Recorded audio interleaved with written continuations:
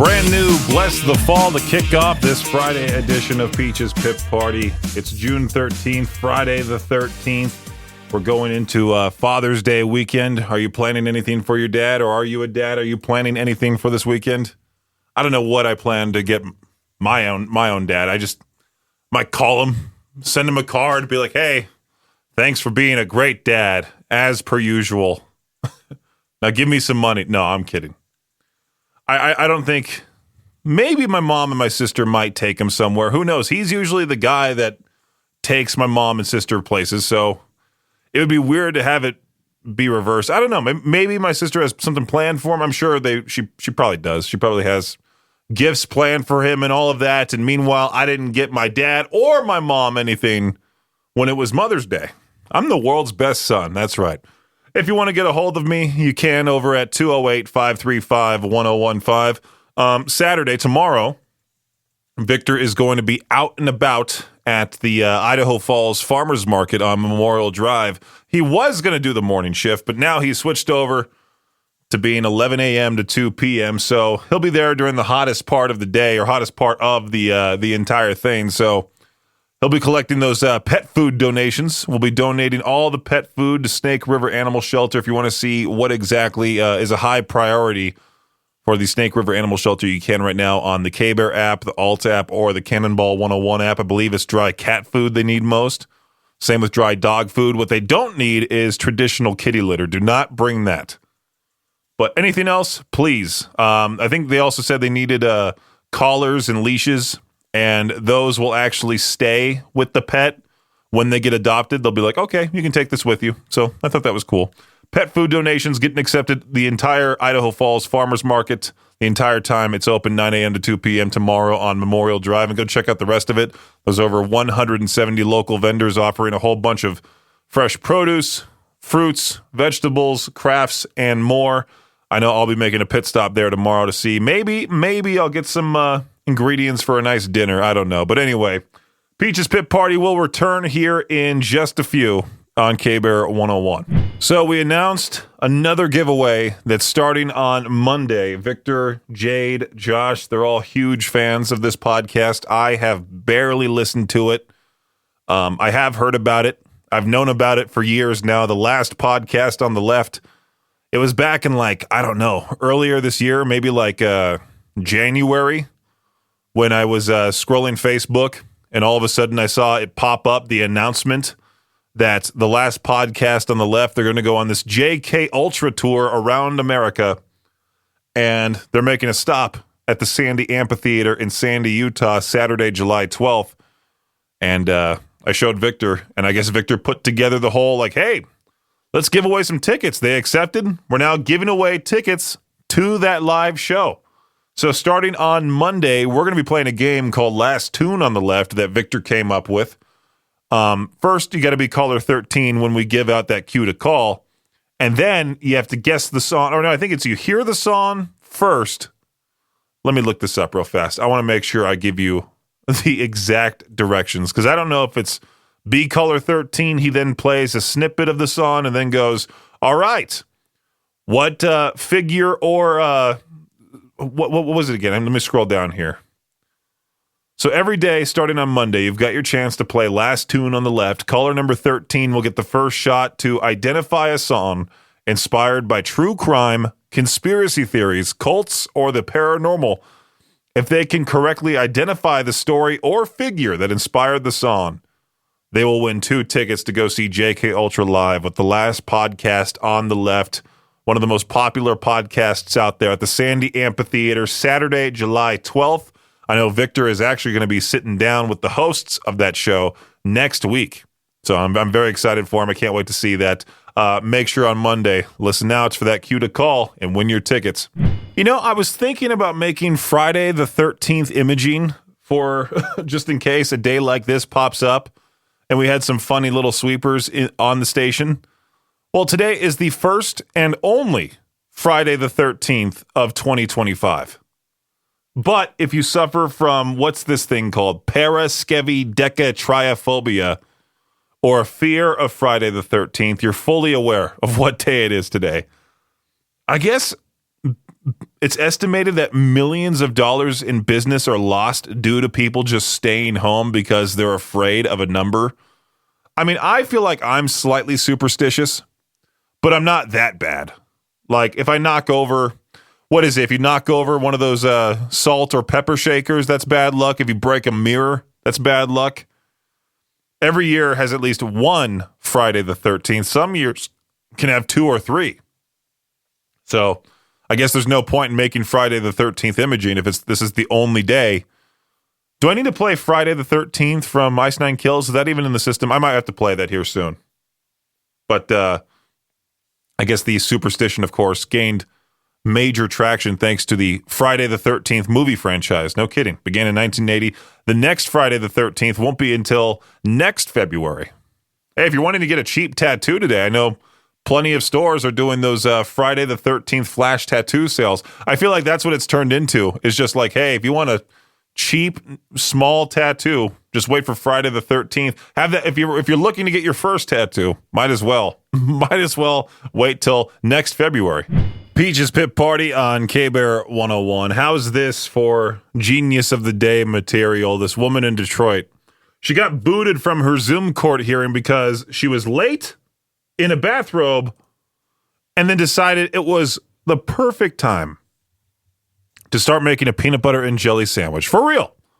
The judge is talking legal charges, and she's in the kitchen like it's lunchtime at a preschool. He told her to take it seriously. She said her kid was sick, and then she got the virtual boot. No trial, no verdict, just Zoom yeet.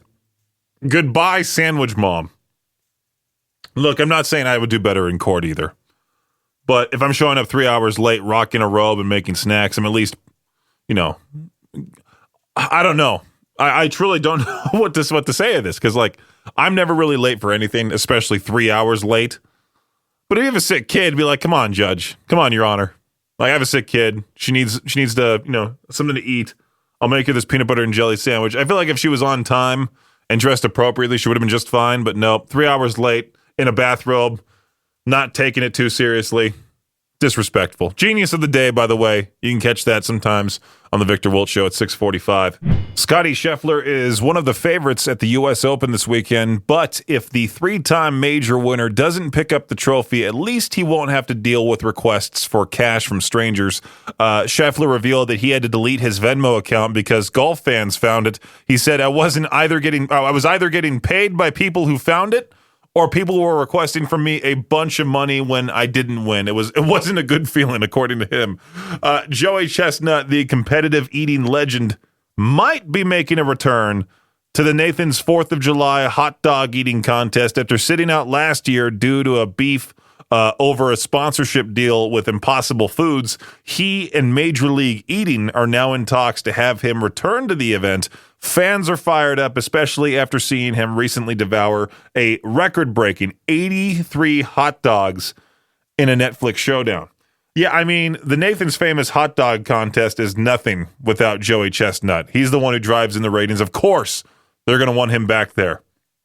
While most NFL teams are dealing with their preseason minicamp practices, some people are already placing Super Bowl bets and making Chapel Roan the favorite to headline the halftime show. Early betting on offshore sites has the Pink Pony Club singer taking 20% of all the money, giving her the odds of 4-1. Miley Cyrus a close second at odds of 5-1, with Oasis, Sabrina Carpenter, and Christina Aguilera rounding out the top 5. Whichever pop star it is, of course, you're going to have that boomer in his truck going, I'm not watching it. I'm too cool for it. When are they going to book Metallica? Wake me up then. Anyway, that does it for your Shot Clock Sports Update right here on K-Bear 101. Tonight at 7 p.m., if you're not subscribed to our YouTube channel, K-Bear 101 RMG, make sure to do so.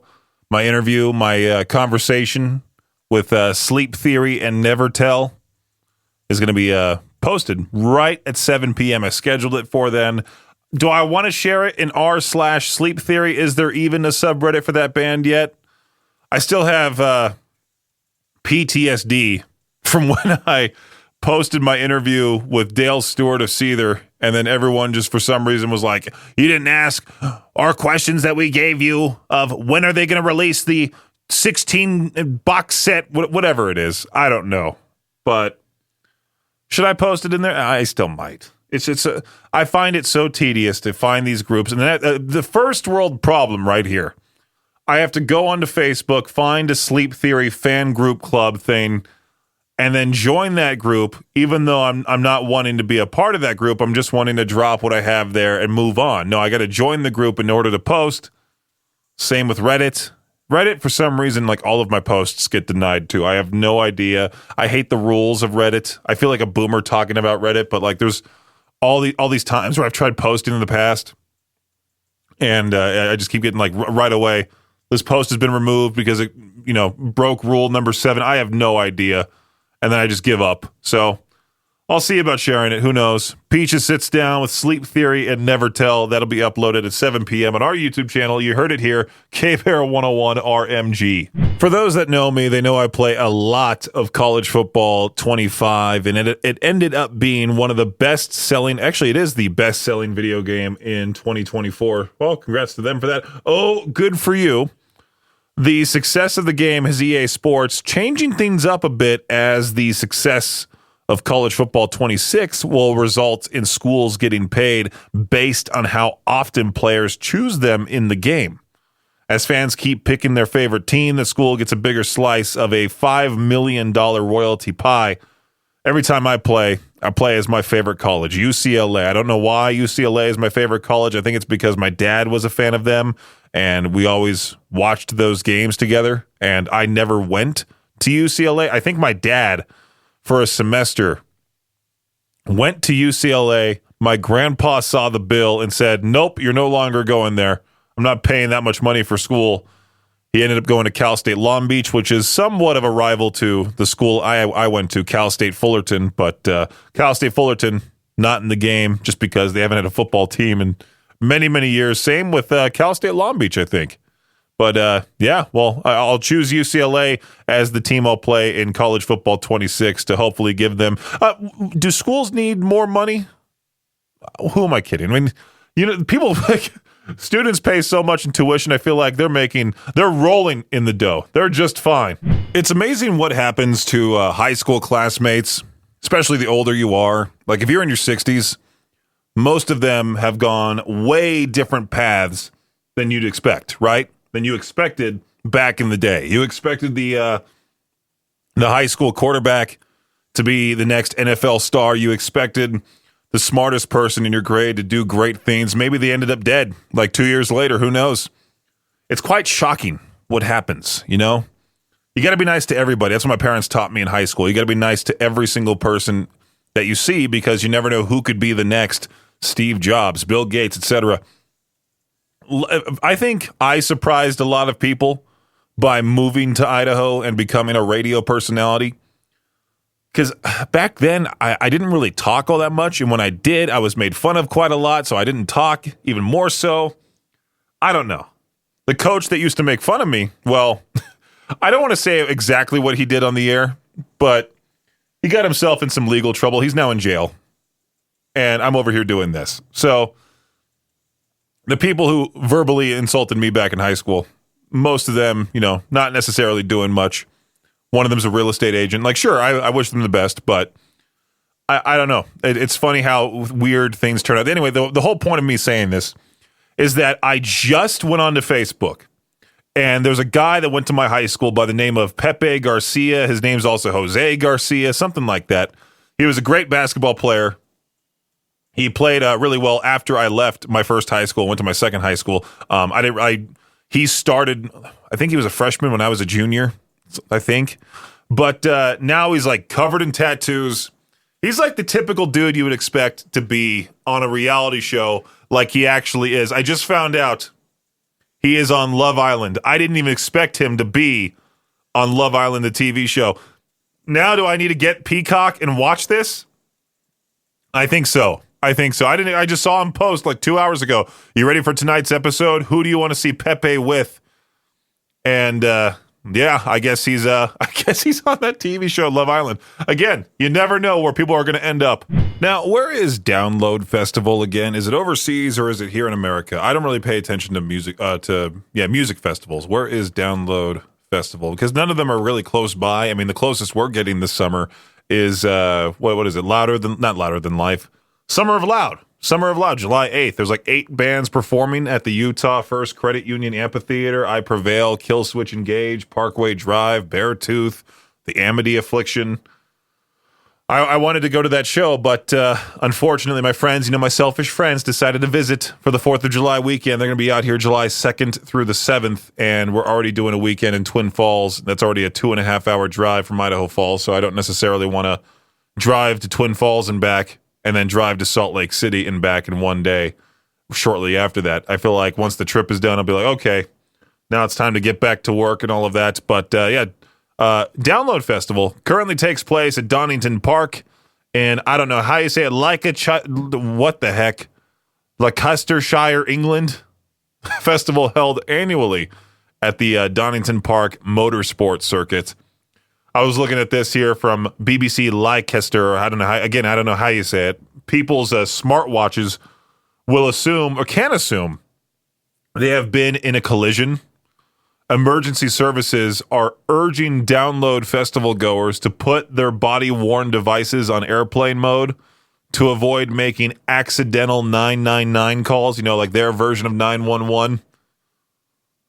It's pretty funny. Like, to imagine how many calls they probably get. Like, oh, there's another person that's been in an accident, and thousands of people. I'm sure it looks. Do they get a map of sorts?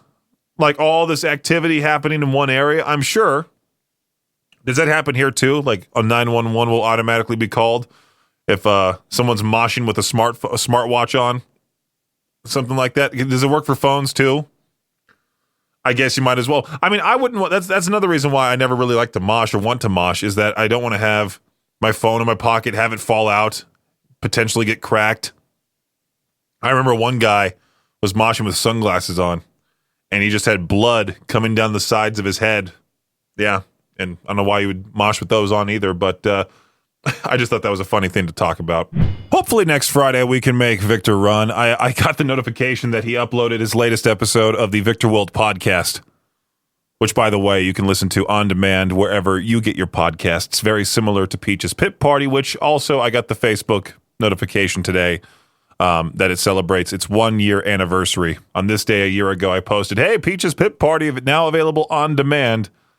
Fantastic. Love it. But I just saw, Viktor's latest episode of his show is called I Will Not Run.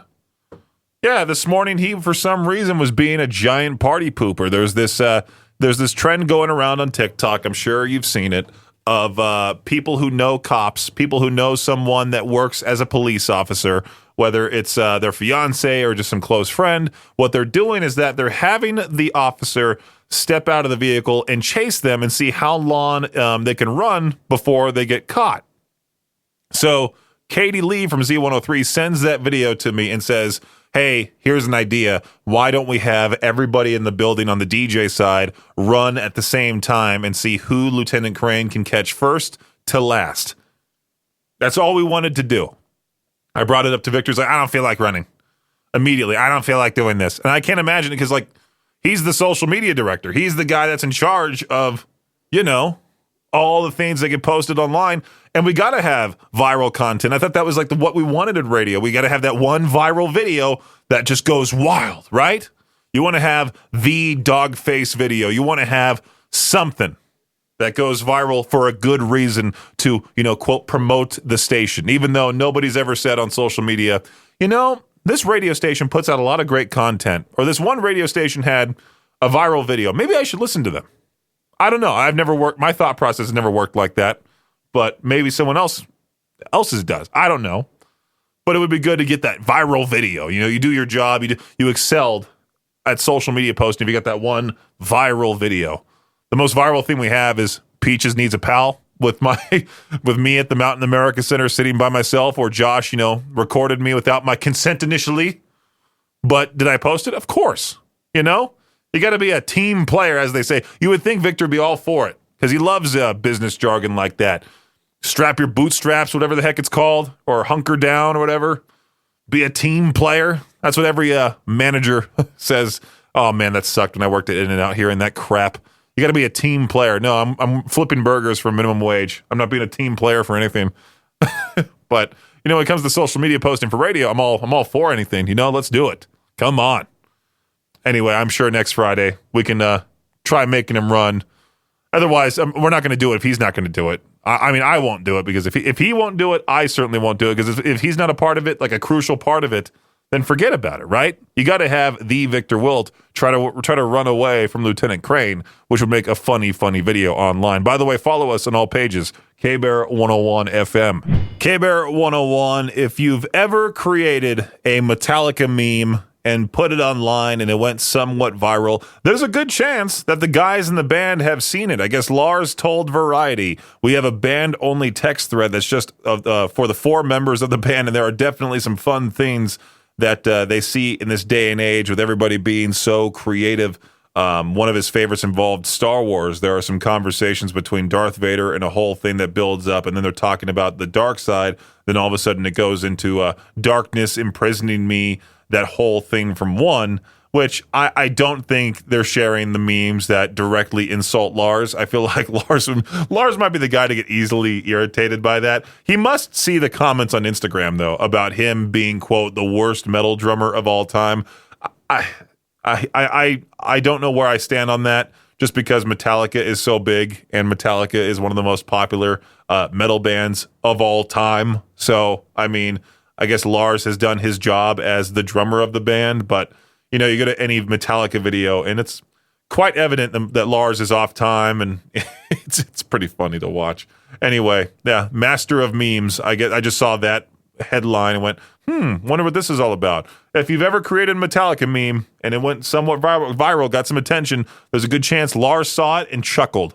All right, do we want to talk about a driver trying to flee from police with an officer sitting inside the vehicle, or do we want to talk about a Florida Karen chases teen on bike because she wanted to talk to his parents about how fast she was going? I love making fun of Karens because that's my mom's name. Let's make fun of this lady. A peaceful bike ride in Florida turned into a ride of terror for a 14-year-old boy after a woman drove her car onto the bike path and chased him because, well, she just wanted to talk to his parents about how fast he was going. Gage Ellis was riding his e-bike on a multi-use path when headlights from an SUV suddenly just appeared behind him. Cops say 65-year-old Julia Kalfoff drove her vehicle off the road onto the trail because she was for some reason upset that the boy was riding too fast. It's always old people that always want to impede on other people's business. They always want to scream out loud, get other people in trouble. A good Samaritan intervened and cut off the woman, which allowed the boy to ride off. His parents found out about the wild chase the next day, called the police. The boy captured some of the chase on video and turned it over to the police. A few days later, they caught up to Julia and placed her under arrest for aggravated assault with a deadly weapon. She told deputies she just wanted to talk to his parents. Well, if she just wanted to do that, wouldn't she just drive on the street and, casually drive beside him or behind him until he got to his parents' place and then pulled in and then just said, hey, your son is going awfully fast on the bike. And then if I were the parents, I'd be like, okay, neat. Now leave. What is there to say? Bad boy for riding your bike at full speed. All right, I guess we can talk about this other story too that could have qualified for what the headline today. Trying to flee from police while a cop is sitting next to you in the passenger seat has a very low probability of success. It's not zero, but it is probably like 1 or 2%. But a Denver man tried it anyway with predictable results. Denver police say officers responded to a crash, found a man unresponsive inside a white GMC Yukon. One officer entered the vehicle to turn off the engine and check on the driver, but that's when things just got wild. The driver suddenly regained consciousness, put the vehicle in drive, and sped off with the officer still inside. Police quickly jumped into action just a few blocks away, used a pit maneuver to stop the vehicle and took the driver into custody. Luckily, no one was injured, but if somebody were, they would, of course, call the advocate's injury attorneys. I'll have to send this story to Viktor for his next advocate spot. Close, but no cigar for AI therapy. According to a new study, AI chatbots do not have the emotional intelligence yet to be your therapist. Yeah, so, well, better luck in a couple of months when AI advances even further. Researchers found that chatbots are getting better at conversation, but still struggle with the subtle art of building real human connection. It seems even humans who aren't trained to be counselors are better at mirroring and responding to others, which is a key part of building trust in therapy. So for now, AI might be a helpful sidekick, but it's not ready to take the therapist's chair just yet. Let's go to ChatGPT right now. Hey, can you be my therapist? What does it say? I can definitely be your sounding board, your hype guy, your voice of reason or chaos if that's what you need today. While I'm not a licensed therapist, I'm here to talk things through, help you process stuff, and just listen if you need a vent. Well, there you go. You can use AI if you really want that simple other solution. Only because, well, if you go to find a real one, I mean, I obviously think you should. If you are looking for one, go for it. But I don't like the whole insurance process. You got to find one that takes your insurance. You got to find one that won't charge you that much money and blah, blah, blah, blah, blah. Why not just open up a tab, chatgpt.com, and say all of your problems and see what ChatGPT has to say. I think it was someone yesterday that accused me of asking too many food questions for to each their own. They didn't really accuse me. They're just like, yeah, you ask a lot of food questions. I'm like, well, if I go to Ask Reddit right now, all I see is a whole bunch of political stuff, political questions getting asked, and there's no way ever that I would ask a political question on my radio show. But I do like to talk about food. Most people like to talk about food. And for any music question, it's like, hey, what's your favorite band? What's the song you currently like? And then, people will give their answer and be like, hey, can you play it? Something like that. So I'm like, you know what? Let me just do questions about food. People are, they're very argumentative about food. They're very, what's the word I'm looking for? They're very in their own way about food. So I figured, why not ask this? What immediately ruins a burger when it is on it? I just saw that it was viral on Ask Reddit. And I don't really want to list all the answers from Reddit. I want you to call into the show right now at 208-535-1015. What immediately ruins a burger when it is on it? Let me know for to peach their own. Well, if you heard me at the beginning part of the hour talk about today's question and then you tried calling in and I didn't answer, I apologize big time. I completely forgot that Justin Pierce from 105 The Hawk, he was going to need to, he's going to be gone this whole weekend, including today, and he needed help with this specific giveaway over at 105 The Hawk. So I walked down the hall, put myself live on 105 The Hawk, which was quite a throwback because I was the afternoon DJ on 105 The Hawk like 4 years ago. I can't believe it's been that long. But anyway, I'm back here in studio, and today's to peach their own question, just in case you're now tuning in. What immediately ruins a burger when it is on it? I like how I told ChatGPT to generate an image for me for the question, and it just put a slug on top of a burger. It's in the K-Bear 101 Idaho Rock and Metal Facebook group. Let's just go look at some of the comments, considering I messed up, and if someone tried calling in, like I said, during the time that I was gone, I apologize for not answering the phone.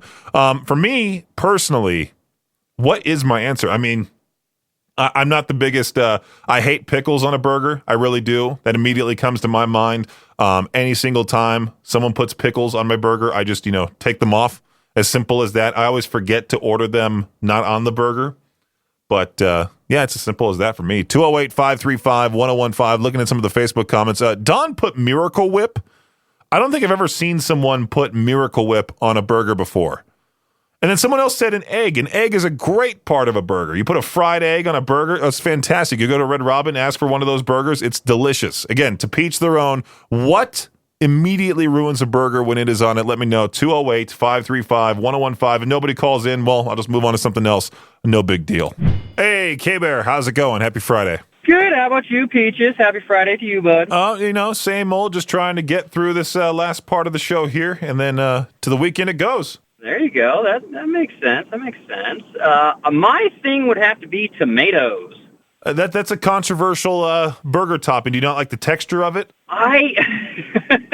So growing up as a kid, I loved apples, like the big red juicy apples. And I remember my dad telling me that a tomato was an apple one time, and I have never liked tomatoes ever since. I just completely despise them. They taste, I don't know. I don't like them. They're weird. It's not really the texture. I guess it's more of the flavoring.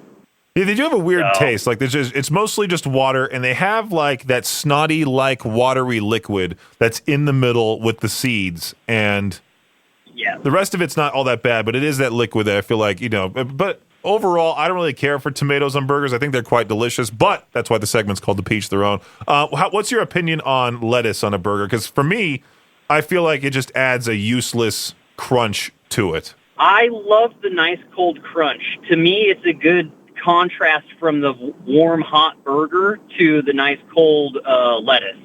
So I would have to disagree. I love lettuce on my burgers. Like if I go to Burger Theory, my burger that I make is it only has mayonnaise on the top bun.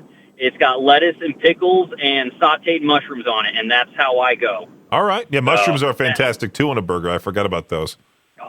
Oh, dude, I love mushrooms on a burger. Those are like, yes. What's also your opinion on an egg being on a burger, like a fried egg? Oh, dude, I'd be totally down with that. I think that it's called the Sunshine Burger or the Sunrise Burger. Whenever I used to work at a deli, or not a deli, a diner, and that was one of our more popular burgers and stuff.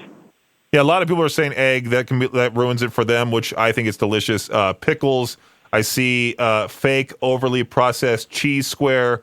Someone put onions, and I think onions are an integral part of any burger out there, especially grilled onions, like caramelized. Oh, delicious. Shout out to that one caller for To Peach Their Own. Anyway, that was a fun question. If you want to answer today's question, you can over on our K-Bear 101 Idaho Rock and Metal Facebook group. What immediately ruins a burger when it is on it? Now, here's the thing. There's a lot of things I truly dislike. A lot of things. But this one stands out compared to the rest. And it's when people use Twitter, they use social media to implicitly say something about someone, and then that person is supposed to see it and know it's about them.